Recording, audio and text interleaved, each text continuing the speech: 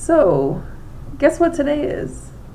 Today is my birthday. Happy birthday to me. So, yeah. It's a extra special edition of wine time. I guess it's wine time, tea time, brewski time, coffee time. So, yeah. But this is the birthday edition. So, one thing that I've had on my mind has been, I guess this is going to feel like Sex in the City when Carrie's trying to write the book in the movie on, I guess, Christmas Eve, or maybe it was New Year's Eve. I think it was New Year's Eve. And it's like love or something like that. That's how I feel now. Like I wanted to talk about love, it was proposed to me that, and it's not anything that I haven't witnessed before or imagined. You see it in, I assume that I see it in the media, but then I've also seen it in life. But it's people who are choosing to be in relationships with people only because of how much money that they have. And that is a very bizarre concept. Now, I'm not saying that I would prefer to be broke. I would prefer to be living in some sort of luxury, but that's not considering a person, to pursue a person because they have money. That is when things start to feel very unethical to me. But even more so, it starts to feel very boring, because why are you going to spend all your time with somebody just because they have money? You're not attracted to them. You really don't care about what they have to say. So you're just sitting there in whatever place that you're sitting in,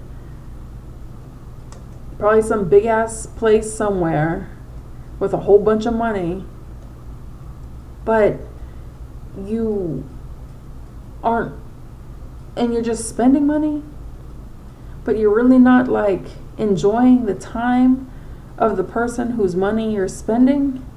I'm not really interested in just spending money, period. I don't even know what to buy. I do, don't get me wrong, I'm no spring chicken for sure. I'm 38 today, all right? I've seen some things, right?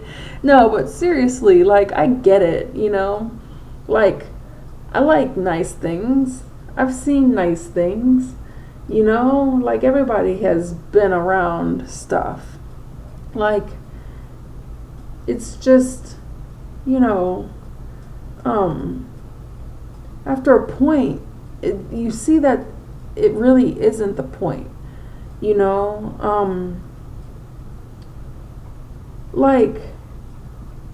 some of the most expensive things are not attractive to me. And when I look at them, I'm like, okay, someone out there really likes these things.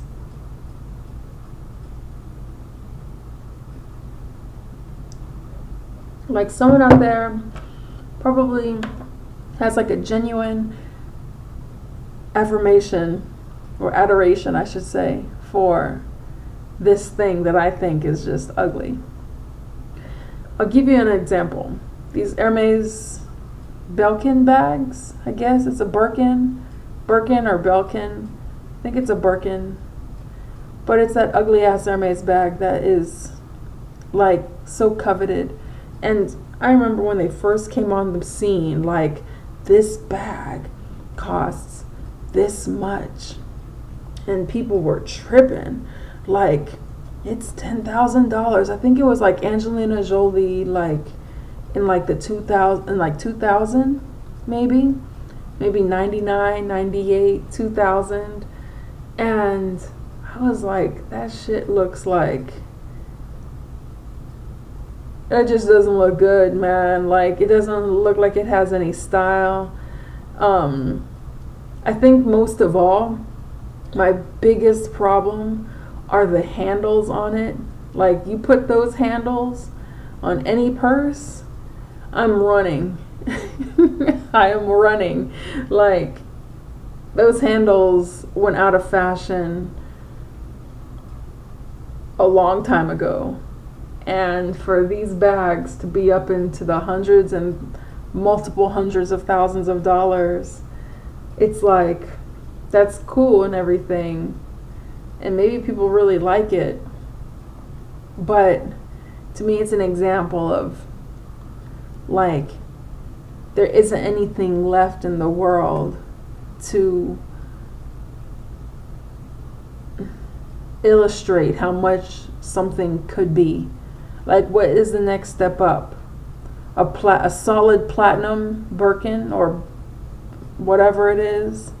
Like, imagine solid platinum with the fingerprints of, name any rock star, throw some dinosaur fossils imprinted in that bitch, or put one inside, you know, just do anything that you can imagine that's gonna up the price tag. It gets to a point where things are just corny, right? You know, it's like, it's kind of like, okay, no matter how much money my fiance has, what I want in an engagement ring is like 2 or 3 carats in the center and like 1.5 carats on either side. That still may be a little bit too big, because then we're going into like this 5 carat range, and that's a little much because I also want diamonds going down the band. That's what I want.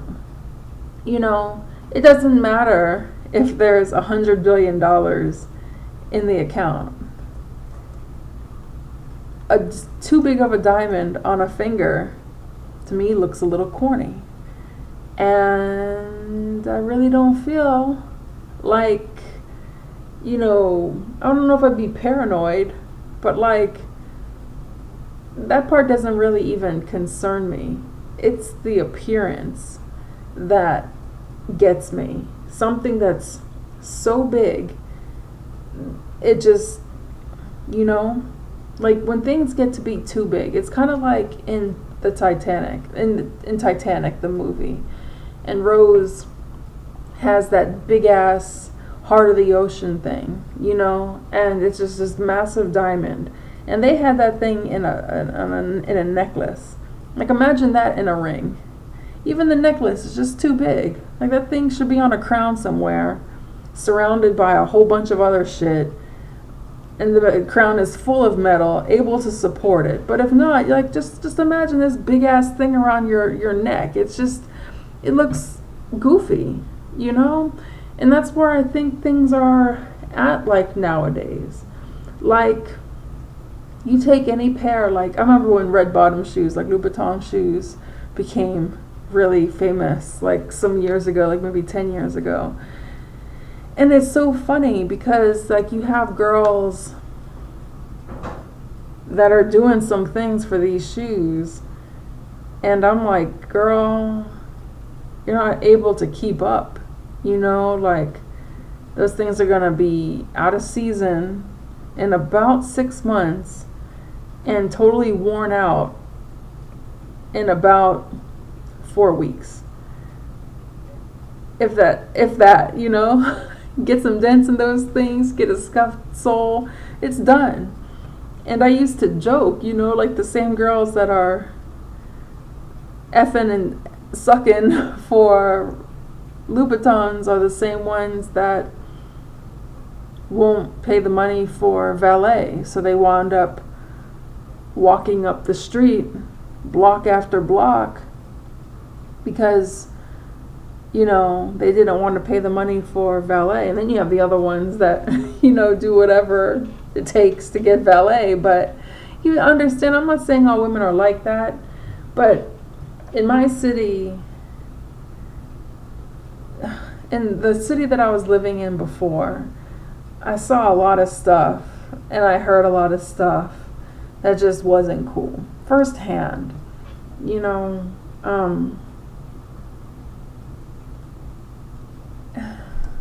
it's just not worth it.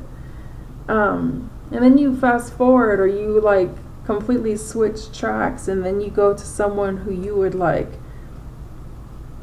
just kind of be in an agreement with, like either fake that you love them or they know that you don't love them, and they're just okay with you being around for like what, arm candy?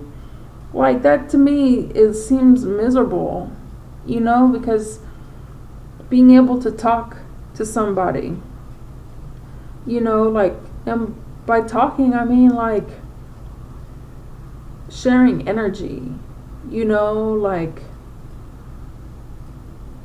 talking is one thing, but what I really mean is like, not like, oh, I need you to be on the phone with me all the time. It's like, I'm curious to see what you're thinking. I want to know what you think about everything, because I feel that you are that important and special and interesting.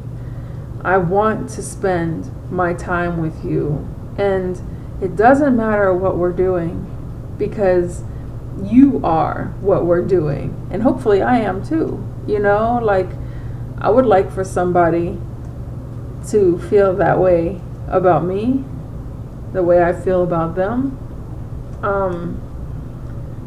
But to fake it, to pursue somebody or whatever, like that's just not my, that's not my style. That's not my preference. I wouldn't say style. It's not my preference. It's actually my nightmare. Can you imagine like just forcing yourself to be with some asshole because they have a whole bunch of money? Like, maybe you find them interesting, and maybe they're not an asshole. Maybe they became interesting because they have money. I could see that. You know, that seems to be a better situation than just saying like, oh, this person has this, so I'm going to go and, you know, try to get them to become interested in me. I really just think that there should, my preference, you know, my desire, my appreciation is when thoughts are shared and space and energy are shared, and a genuine curiosity about the person's mind is naturally thriving. Like every day I can't get enough of hearing what you have to say. Every day I look forward to what's going to happen with us, what we're going to talk about, what we're going to learn about each other or discover about, you know, some aspect of the world that may be just minute, but between us it's like, wow, that's really interesting. You know, like a companion, a partner, you know, of course a lover, you know, like it's not just like a friendship, it's not just, you know, like a homie. This is like it. So that's what life is about, in my opinion. So, you know, and nothing wrong with people who appreciate MAs. It's fine. I do too. Like, there's been things from that house that I like. Don't get me wrong. But for me to hoe out over some bag that I think is fundamentally ugly, it's like, that's when stuff is just not making sense. You know, what makes sense is like the interaction with someone that you love and adore and respect. So that's my birthday chat. I didn't even finish my beer, you know, and for the record, I have an appreciation for natty daddies. 8% alcohol, $1.59 from the bodega up the street. Now don't get me wrong, I can do very well with a $20 craft beer, that is limited edition and just came in off a plane. I'm down for that too. But I'll never lose my appreciation for like things. It's never gonna be like I have